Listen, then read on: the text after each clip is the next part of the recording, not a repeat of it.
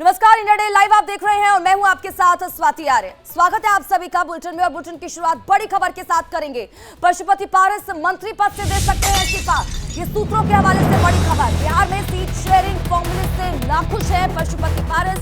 Seat sharing में RLJP को नहीं मिली एक भी सीट। कल रात सांसदों इसी के साथ ही पार्टी नेताओं के साथ बैठक हुई और आज किसी बड़े फैसले का ऐलान किया जा सकता है।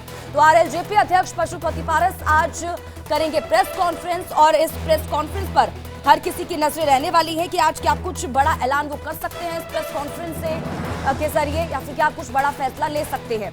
तो ये बड़ी खबर इस वक्त की आपके टीवी स्क्रीन पर।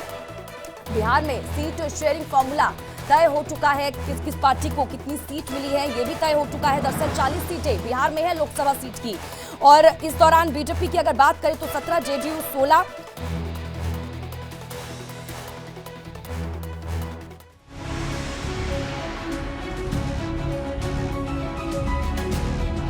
हम आपको आश्वस्त करते हैं कि आप इधर उधर होने वाले नहीं हैं, हम रहेंगे आप ही के साथ। मोदी का चिराग 40 में 40 अब की बात।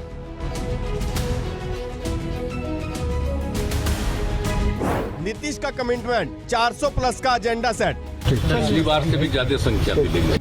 Seat sharing formula fix, Modi लगाएंगे जीत की हैट्रिक। हनुमान की शक्ति, जीत की गारंटी पक्की। मैं उनका हनुमान हूँ, मेरे दिल में उनकी तस्वीर बसती है। किसी दिन होगा तो छाती चीर के भी दिखा दूंगा। बिहार में बड़ी जीत की पटकथा लिखने के लिए दिल्ली में मंथन हुआ, तो इस मंथन के बाद बिहार में सीटों को लेकर वो फॉर्मूला एनडीए में सामने आया, जिसमें हनुमान की शक्ति भी थी, नीतीश के साथ की गारंटी भी थी। तो मोदी को वो विश्वास भी दिया गया जिसमें 400 पार का प्रण था, जिसमें ये वादा भी था कि अब की बार बिहार में एक भी सीट किसी को नहीं मिलेगी। 40 की 40 सीटें एनडीए की झोली में जाएंगी। प्रचंड जीत का इतिहास बनाया जाएगा क्योंकि मोदी नीतीश साथ है और एक बार फिर बिहार में सियासी बहार है।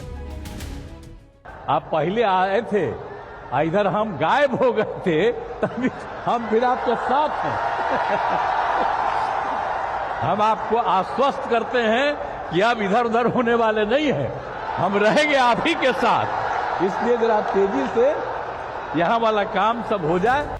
बिहार में एनडीए में सीटों के बंटवारे को लेकर तस्वीर साफ हो गई है। तो इस सीट शेयरिंग फॉर्मूले में सबसे बड़ा झटका चिराग के चाचा पशुपति पारस को लगा है, क्योंकि सीटों के बंटवारे में उनके हिस्से में एक भी सीट नहीं आई है। बिहार में सीट शेयरिंग फॉर्मूले में बीजेपी 17 सीटों पर चुनाव लड़ेगी, जेडीयू 16 सीट, चिराग की party LJP Ram Vilas 5 seat, Jitan Ram Manjhi की पार्टी हम 1 सीट पर, तो उपेंद्र कुशवाहा की पार्टी आरएलएम को भी 1 सीट मिली है।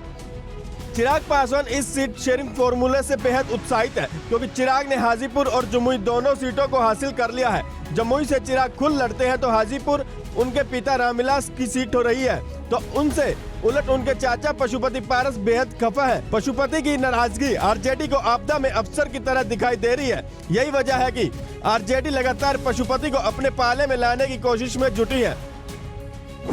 सूत्रों के हवाले से खबर है कि आरजेडी लगातार पशुपति पारस के संपर्क में है। यहां तक कि आरजेडी ने पशुपति को 3 सीटों का ऑफर तक दिया है, जिसमें हाजीपुर की सीट भी शामिल है। पशुपति पारस फिलहाल आगे की रणनीति के लिए मंथन कर रहे हैं, तो वो क्या फैसला लेते हैं इसका भी जल्द खुलासा हो जाएगा। हालांकि सीट शेयरिंग फॉर्मूले के बाद चिराग पासवान ने जरूर अपने आगे तक की प्लानिंग तय कर ली है। न सिर्फ लोकसभा बल्कि चिराग विधानसभा में बड़ी जिम्मेदारी की उम्मीद अभी से लगाए बैठे हैं। जो लक्ष्य हमारे प्रधानमंत्री जी ने हम तमाम एनडीए के साथियों के लिए तय किया है 400 प्लस सीटों के साथ जीतने का, उसके लिए मुझे लगता है हर दल ने बहुत सहजता से, मुझे भी अपनी 1 सीट कम करनी पड़ी, वो भी हम लोगों ने बहुत सहजता से की। जनता दल यूनाइटेड ने भी अपनी 1 सीट कम की। अब इस नए गठबंधन के स्वरूप के साथ हम लोग का विश्वास और ज्यादा पुख्ता होता।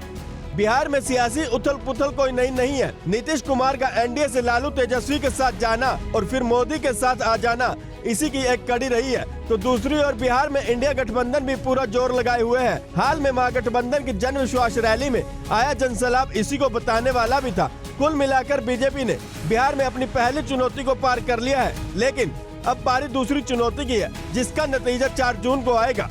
Bureau report, India daily live.